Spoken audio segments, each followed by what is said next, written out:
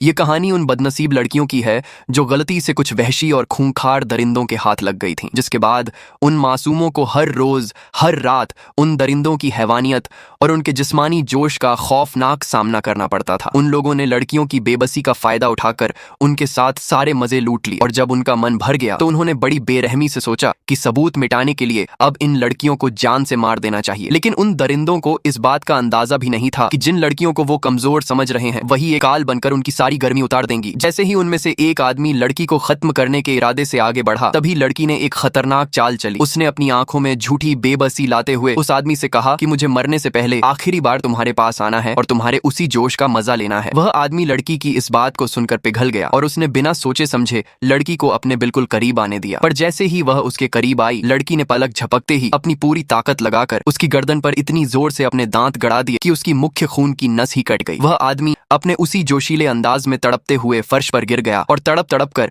वहीं ढेर हो गया। इस तरह एक दरिंदे को ठिकाने लगाकर वह लड़की और उसकी बहन तुरंत उस नरक से बाहर निकल गईं। जान बचाकर भागने के बाद उनके दिलों में सिर्फ और सिर्फ बदले की आग धधक रही थी। रास्ते में चलते हुए दोनों बहनें एक बड़ी सी हार्डवेयर की दुकान पर गईं। वहां उन्होंने चारों तरफ देखा और जो भी नुकीली, भारी या जंग लगी चीज उनके दुश्मनों को तड़पाने और बदला लेने में काम आ सकती थी, उन्होंने वह सारा सामान चुपचाप खरीद लिया। औजारों से लैस होकर वो सबसे पहले उस मोटे आदमी को ढूंढते हुए उसके ठिकाने पर पहुंची जिसने कैद के दौरान उन्हें सबसे ज्यादा मानसिक और शारीरिक तौर पर तड़पाया था। बहन ने बिना एक पल गंवाए सीधा एक नुकीले औजार से उसकी आंख पर वार किया और उसकी आंख को हमेशा के लिए फोड़ दिया। जब उस मोटे आदमी को होश आया, उसके हाथ पैर कुर्सियों से बुरी तरह जकड़े हुए थे। दर्द से कराहते हुए और खुद को फंसा देखकर वह मोटा लड़कियों के सामने गिड़गिड़ाने लगा और अपनी जान की भीख मांगने लगा। लेकिन उन बहनों का इरादा एकदम साफ था। उन्होंने हार्डवेयर की दुकान से खरीदा हुआ एक भारी जंग लगा हुआ नुकीला हथियार निकाला और उसे सीधा उस आदमी के तहखाने में पूरी ताकत से घुसा दिया। वह मोटा दर्द के मारे बुरी तरह तड़पने लगा। लड़कियों ने मरने से पहले उसके बाकी सभी साथियों के नाम और ठिकाने उससे उगलवा लिए। मोटे से बाकी दरिंदों के नाम जानने के बाद दोनों बहनें अगले मिशन पर निकल पड़ी और एक चर्च के पास जा पहुंची। वहां उनकी नजर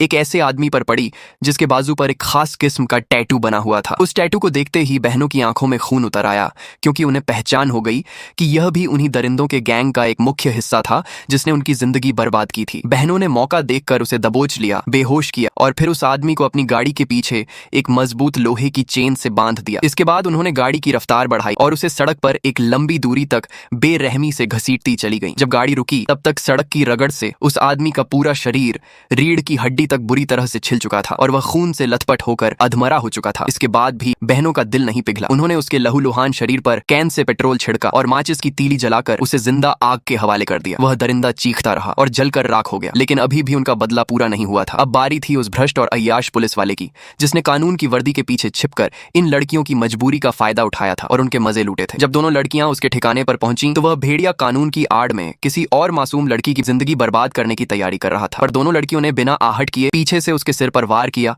और उसे वहीं बेहोश कर दिया। जब उस पुलिस वाले को होश आया तो लड़कियों ने उसके सामने एक खौफनाक और जानलेवा खेल रख दिया। नियम साफ था, अगर वह उनके सवालों का सही जवाब देता तो शायद जिंदा बच जाता, पर यह खेल सीधा जिंदगी और मौत के बीच का था। लड़कियों ने एक रिवॉल्वर निकाली, उसमें सिर्फ एक गोली डाली और सिलेंडर को घुमाकर उसके सामने रख दिया। पहली बार ट्रिगर दबाया, वह बच गया। दूसरी बार दबाया, खाली गया। तीसरी बार भी उसकी किस्मत ने साथ दिया और वह बचता गया। लेकिन जब छठी बार ट्रिगर दबाने की बारी आई तो गोली सीधे उसके भेजे के पार हो गई और वह वहीं ढेर हो गया। लड़कियों ने उसे इतनी खौफनाक मौत इसलिए दी क्योंकि वह खुद भी मासूमों को अपने जाल में फंसाकर उनके साथ ऐसा ही गेम खेलता था, उन्हें ब्लैकमेल करता था और उनकी बजाता था। अब आखिरी और सबसे बड़ा शिकार बाकी था, वह असली मास्टरमाइंड बुढ़िया, जिसने सबसे पहले इन लड़कियों को बेहोश करके अगवा किया था और इन दरिंदों के हवाले किया था। जब उस बुढ़िया की आंख खुली तो उसके पैरों तले से जमीन खिसक गई। उसने देखा कि न सिर्फ वह खुद बल्कि उसका सगा बेटा भी उसके ठीक सामने रस्सियों से बंधा हुआ था। वह बुढ़िया अपनी उम्र और बुढ़ापे का वास्ता देकर लड़कियों के सामने रोने लगी और गिड़गिड़ाने लगी, लेकिन बहनों के हाथ अब पत्थर बन चुके थे। उन्होंने बुढ़िया की चीखों को अनसुना करते हुए उसकी आंखों के सामने ही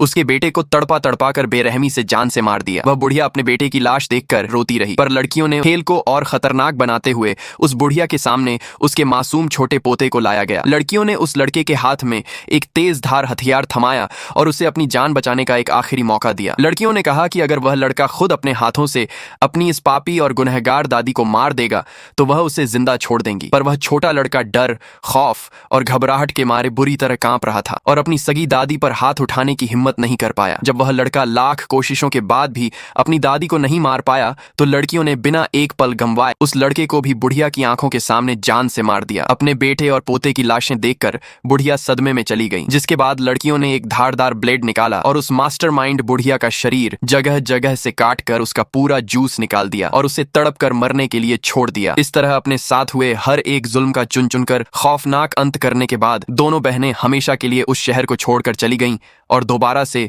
एक सुकून और चैन की नई जिंदगी जीने